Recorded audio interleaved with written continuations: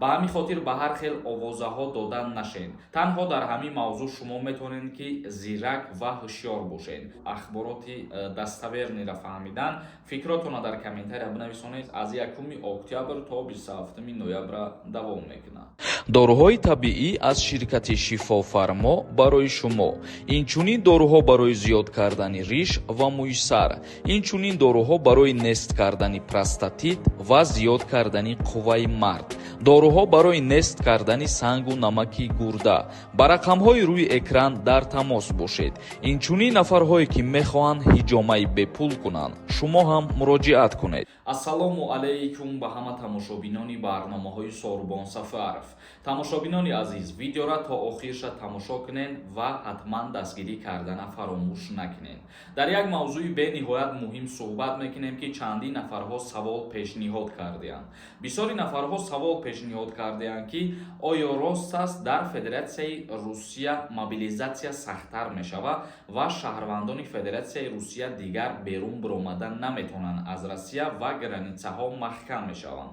Бародарони азизу меҳрубон, як гап гуфтанием ки ҳар хел овозаҳо дар байни хитон паҳн накунед ва тарс ваҳма бисёртар паҳн накунед. Айни ҳол дар Федератсияи Русия нафарҳои аз Россия берун биромада наметавонанд ки шаҳрвандии Русияро доранд ва агар ки ба номшон повиска омада бошад, ба ана ҳамин нафарҳо иҷозат нест аз Россия берун биромадан. Асали нафарҳое ки шаҳрвандии Русияро доранд ё ки шаҳрвандиро надорану ба номшон повиска омадагӣ нест, у нафарҳо озодона аз Россия берун биромада метавонанд. ба ҳамин хотир ба ҳар хел овозаҳо додан нашед. Дар мавзӯи маҳкам шидани границаҳо ягон хел қарор биромадагӣ нестае ки маҳкам шаванд. Чӣ хеле ки пештар буд муҳоҷиро сафар мекарданд, айни ҳол ҳамухе ба границаи Қазоқистон сафар кардестиянд, вале баъзе аз рӯзҳое ҳастае ки просто рейд мекунанд барои ҳуҷҷат доштан ё ки ҳуҷҷат надоштан. Нафарҳое ки сафар мекунанд бисёраш документ надоранд, дар ҳамин ҳолат вақте ки як граница мегзаранд, дигар вориди Россия шида наметавонанд. Дигар ягон гап ва ягон хабари қарори нав дар ин мавзӯъҳо нестае бародаро. Агар ки ягон ахборотҳои нав кишид, хитон медонед, иншааллоҳ мо ҳамарӯза хабарҳоро ба шумо пешниҳод мекунем. Бародарони азизу меҳрубон, акнун оиди масъалаи конкурсе ки дар канали ма нав сар шидагия якда сухани дигар мекунам. ҳамин видео 30-40 ҳазор просмотр мегирад. агар 5,000-6,000 нафари шумо якдонаи билет бихарен, бениҳоят кори хуб мекунед. нархи билет аз конкурси нав 99 рублай. номерои ватсапе ки дар рӯи экран дидесен, дар ҳамин номерои ватсап картаи Сбербанк ҳастай. карта ба номи Мунис Хуршедович мебирояд. сумтона да ҳамин карта партоен, чектона да ҳамин ватсап равон кунед. ҳамагӣ 40 дона приз дора конкурс, 2 мошин, 5 телефон ва конвертҳои пулӣ. количествои билет бениҳоят камай. ҳаракат кунед, бидроен ҳозир билет бихарен, мо тезтар финала аниқ мекунем.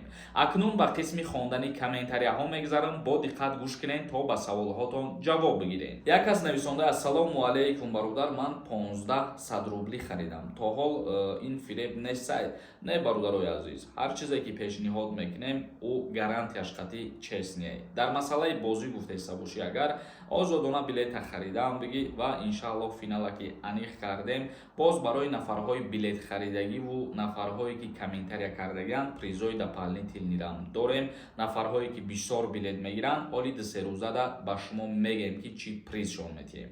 ҳусайни нурзода нависонда: ассалому алайкум ва раҳматуллоҳи ва баракату.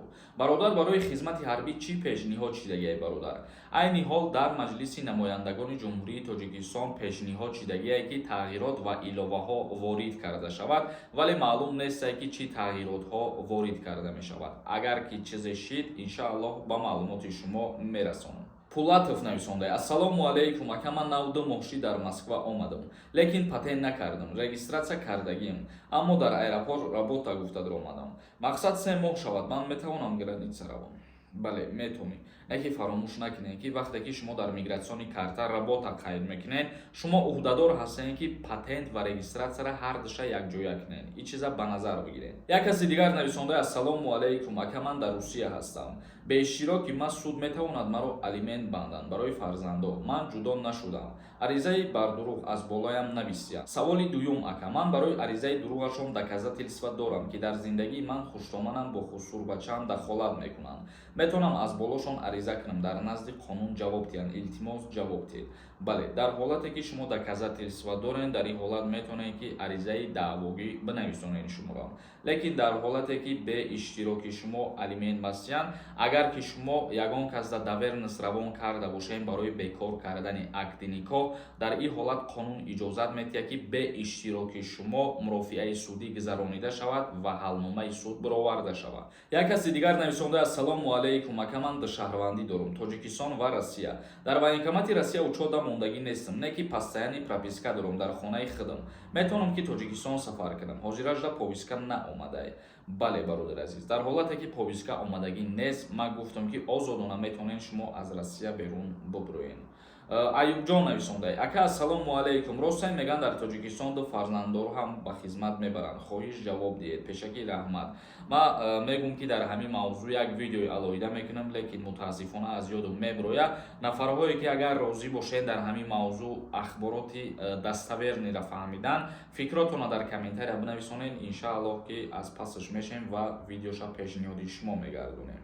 Як каси дигар нависондай, салом, ака ман шаҳрвандӣ дорам. Солом аз 30 боло аст. Регистратсия времени. Агар бирам ягон проблема намешавад дар таможнӣ. Не бародари азиз. Ҳар чӣ нозикие ҳаст ман мегӯм. Мисол пропискаи постоянӣ ва постоянӣ агар надошта бошед. Ҳамаша ба шумо фаҳм монда будам дар видео бародар. Самиев нависонда. Ассалому алайкум, ака агар ай золотая корона қарздор бошӣ.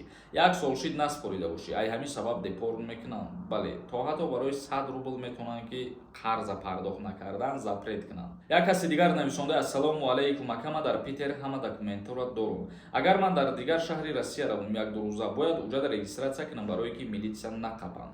Дар ҳолате ки як рӯза ё ду рӯза шумо ба ягон ҷои дигар меҳмонӣ меред, вақте ки дар рейд меғалтед, мисол аз Питер ба Москва меоед, регистратсия доред.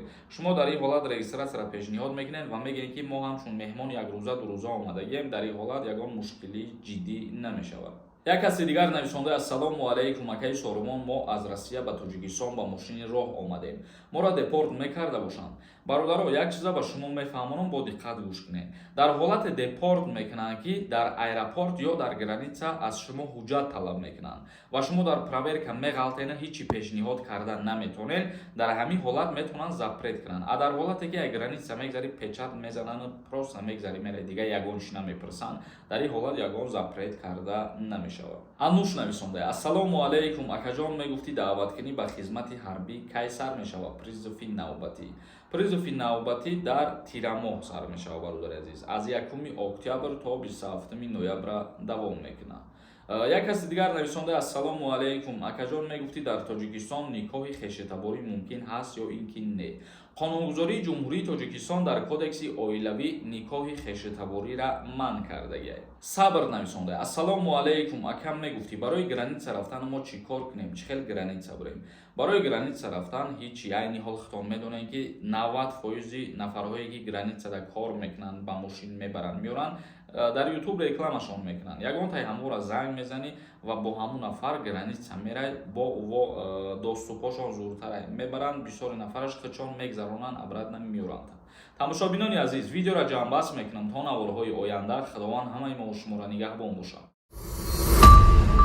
Renderforce.com